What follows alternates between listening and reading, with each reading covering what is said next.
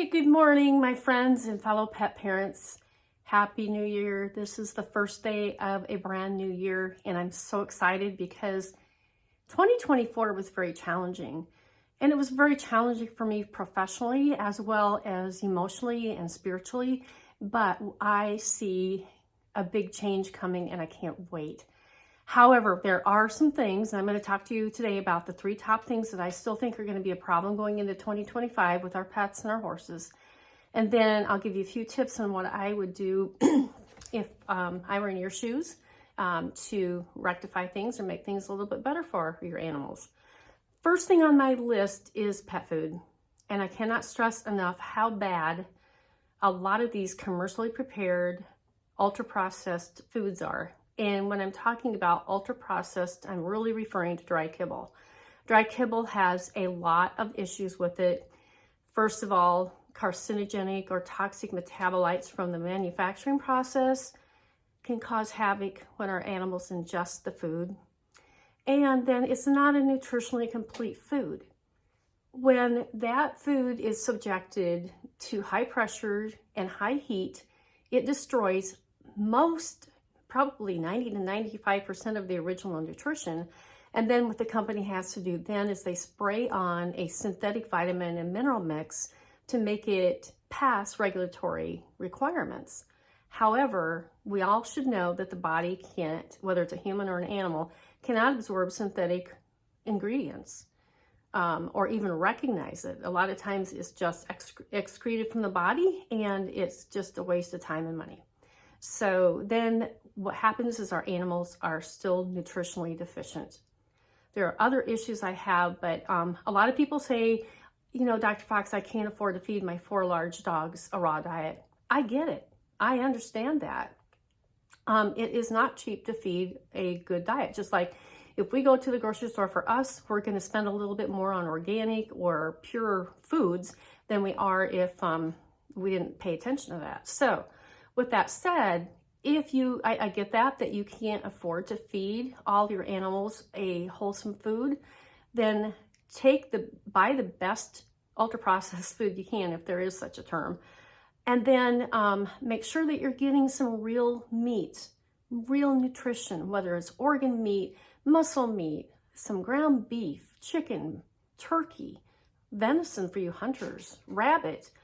Just make sure that your dog or kitty is getting some fresh food every day.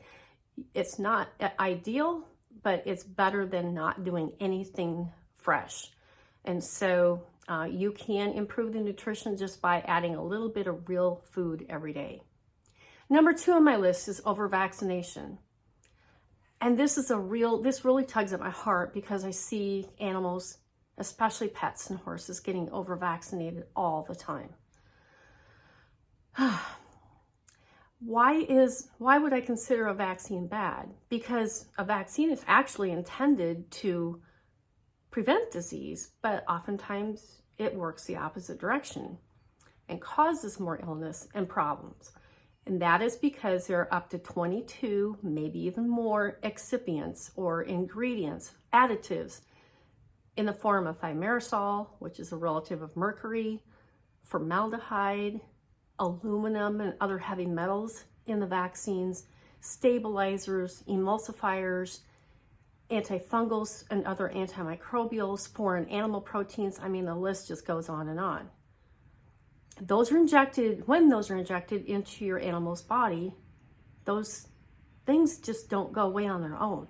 They sit there, they become cumulative after annual vaccines, and then those excipients can cause things like autoimmune conditions, inflammatory bowel disease, skin issues, what we call allergies, leaky gut. The list goes on and on and on. So I'm a big one for informed consent, and 99% of the veterinarians that I know do not talk about informed consent with their pet parents. What that means is we'll take Fifi and we'll go through her history, her medical history. If she has any kind of medical issue, she should not be vaccinated. And that includes allergies, diabetes, heart disease, autoimmune conditions, musculoskeletal disease, The list goes on and on and on. And I hate to sound like a broken record, but I really am very passionate about this. The other thing is, if Fifi is sitting on grandma's lap for most of the day, maybe pees on a potty pad or just goes to the yard to potty and then comes back in, she's not exposed to a lot of the diseases like Lyme disease or kennel cough or canine influenza that a lot of these veterinary practices push. So informed consent means that I'm going to sit down, I'm going to tell you what I believe your dog's risk of exposure is, which vaccines we may consider giving, but then I'm also going to go over the risks involved with those vaccines. So next time you get the little reminder card in the mail, make sure that you ask and be very firm. You don't have to be nasty about it, but be very firm of why all these recommendations are made. Some people don't even know what all the little capital letters on that index card or that postcard are, but ask. And then feel free to refuse those services. There are other things like vaccine titers, which is a blood test to see if your animal is already immunized. If it has circulating antibodies, your dog or kitty doesn't, or even your horse, does not need to be revaccinated for that particular disease.